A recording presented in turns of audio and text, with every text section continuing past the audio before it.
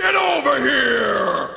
Welcome to the Now. I'm Ashely Jenkins. I'm Ryan Haywood. Oh boy, the VR generation started, what, a month ago? And already the downward spiral begins. Oh, I love that album. That was a great album. That's my youth, my misspent poison youth. Research firm Superdata has revised its forecast for VR down again for the second time in as many months. Yeah, the newest adjustment drops expectations by 22% and comes on the heels of both Oculus and Vive's launch issues, citing fulfillment issues, poor public awareness as causes for the eroding projections. That 22% is a drop from their already revised expectations, which isn't great. At the beginning of the year, the firm estimated the VR market would hit 5.1 billion buckaroos in revenue this year. They also said the market would reach 56 million unique users with an installed base of nearly 39 million. Look, we love VR, and even we think that's pretty optimistic. Yeah, let's draw a picture for reference. In its first year, the PS4, which is the most successful PlayStation launch to date, shipped 13.5 million units.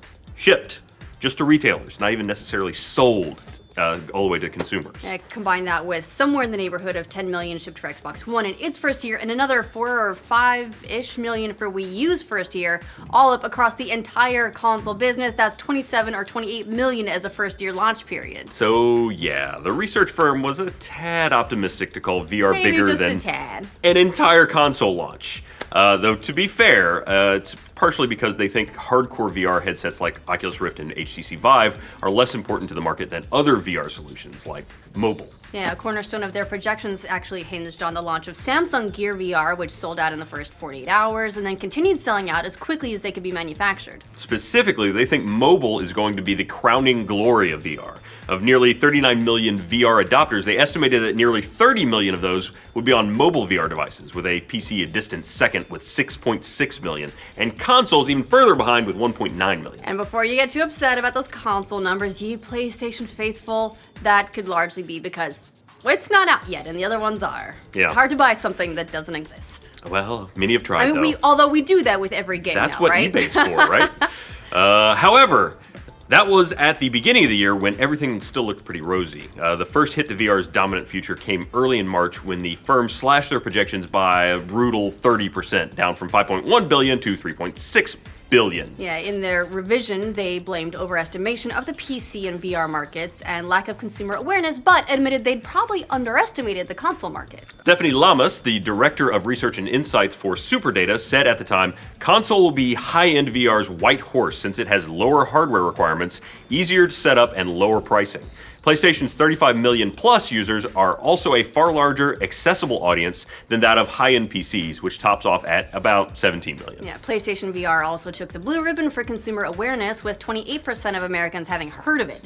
Unfortunately, 28% was the highest, followed by Oculus Rift at 22%, Gear VR at 21%, and HTC Vive way in the back at a dire 5%. This just in, most Americans are actually ostriches with their heads in holes, as far as I can tell. Well, it's just not news. Lamas commented then that broad consumer adoption relies on building awareness, but today nearly 80% of consumers only occasionally or never hear about VR. Yeah, clearly those people don't watch The Patch. No. You should. I mean, that's what They we're all here should. for. All Americans all should VR watch The from now Patch. on, actually. I'm almost surprised that many people are that many people were familiar with the different VR products. Yeah, sure. Like, look, we all know what VR is, and a lot of us will probably get something eventually, but this isn't just like new console generation territory. This is a whole new format. This is, like, it's huge. It can take a while to trickle down through all the less tech-obsessed masses, like your grandparents. And those unwashed grandparent masses will matter to VR's success. I mean, they did for the Wii. That's true. They've been, what's all these things the kids are buying? Wii's. That was 10 years after the Wii actually came out, and it's still not. Anyway, as important as we like to think we are, and early adopters are important because we're the ones who support products and evangelize them and get them through their awkward teenage years. I know! So proud. VR are the champions. Check it out. And products that don't get support don't get through that phase. Real success will eventually come from people outside our clubhouse, catching on and throwing their money at it too. Yeah, one of the early VR game developers is already responding to the slower than expected launch of the VR generation.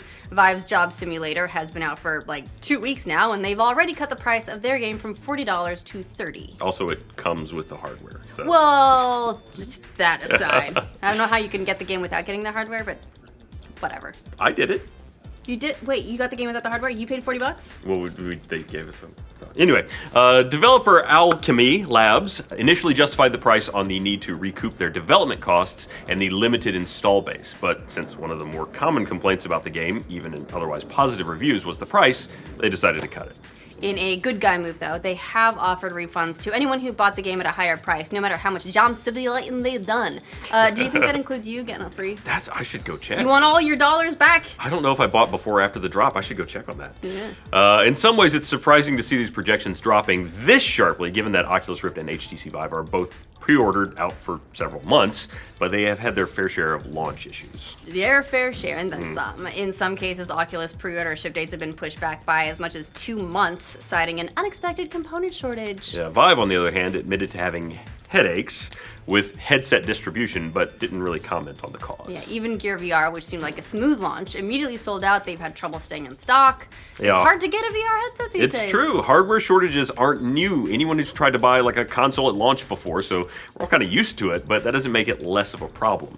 The longer people have to wait, the longer it will be before they show it off to their friends who will want to get one of their own, or maybe they could just go to a YouTube channel and watch it. Anyway. It's not the same. It's not the same. Unlike consoles, VR is one of those like unique experiences that you can see it and you can be like, that's cool, but you don't get it until you actually try it.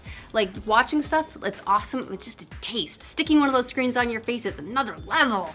All right, so maybe VR isn't going to sweep us all away. Well, all of them away, at least not this year. We still need the hardware manufacturing to smooth out, and we need more major developers on board to create the kind of breathtaking experiences that will impress even skeptics. But it's a start. Yeah, the numbers make it look bad. I mean, you don't want to look like 40-some-odd% less impressive in just a few months, but the numbers seemed a little too optimistic in the first place, if you ask us. These new projections are probably just realistic ones. Who did they ask? Was it like, hey, little Timmy, how much do you think VR will do? Billions of dollars! Yay! How much money does Daddy make? $5 billion! Yay! Now buy me 7 Vives.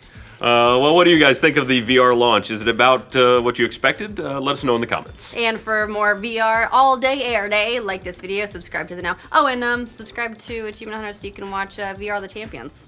Then you'll get it. No, you'll get a taste. You'll get it. He'll give Or it to else. you. You're gonna get it. You're gonna get it. It's funny, Ryan's like one of the gonna most. give it Yeah. I don't know what that move is. That's called Dad Dance. Yes.